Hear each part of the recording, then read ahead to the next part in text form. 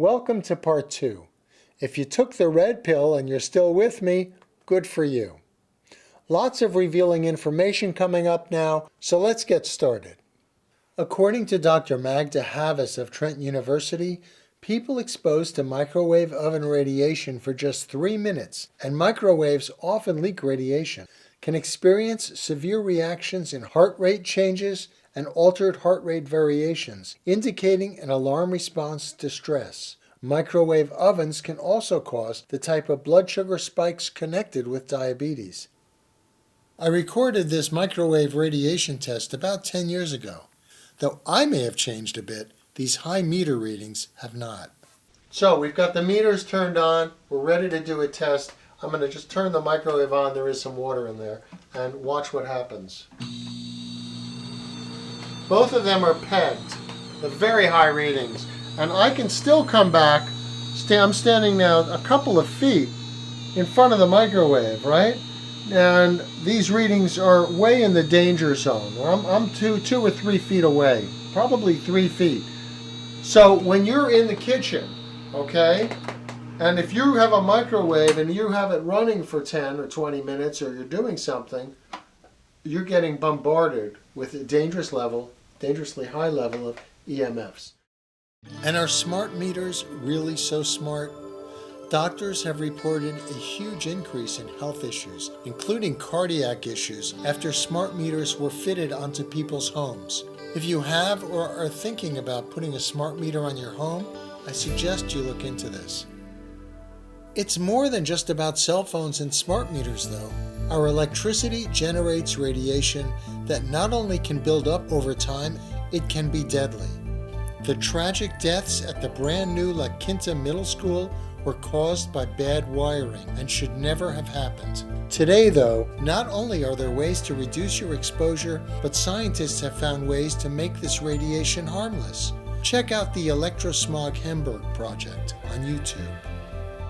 What this is saying is that half of the research studies showed that the electrical and wireless communications frequencies around us are toxic to our genes.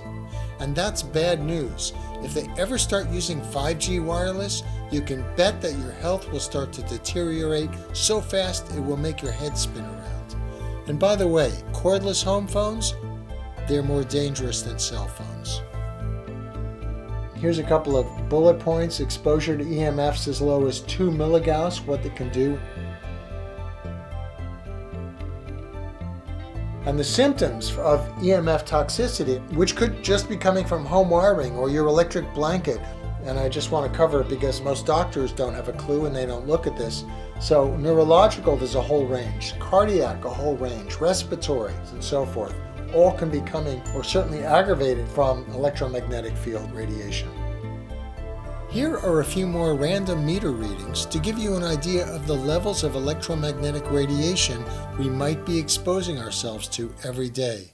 Here we are in the typical bathroom, older apartment by the way, and we'll look at 1 or 2 things in here that could cause some problems. Here's an example. My Sonicare electric toothbrush, which is doing a great job on my teeth. So I thought, what is this like when it's turned on? Let's do that.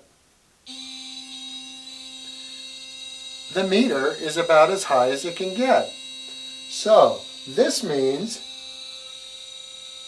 when I put this in my head a couple of minutes, once or twice a day, I'm really radiating my head pretty thoroughly. Let's look at that on the other meter, just to give you an idea. On the tri-field meter, okay, we'll be consistent here. So here it's off, now it's on. Off, on. Even a foot away. So you can see that when this is in my mouth, even near my head like right now, it's blasting me with radiation. That's not good. Here's the new high-tech toothbrush I'm using now. I'm going to turn the meters on just to give you an idea. And I've tested a lot of cars, late model and older, and this is pretty typical of what you're going to find. From where I'm sitting, Can even hold it out the door here, and it's in the red zone. Okay? And on my other meter, you're getting the same thing. You can see the red light, the high readings. As I come down towards the actual engine and where the electronics are, it just gets higher. It's almost, the needle is almost completely at 100.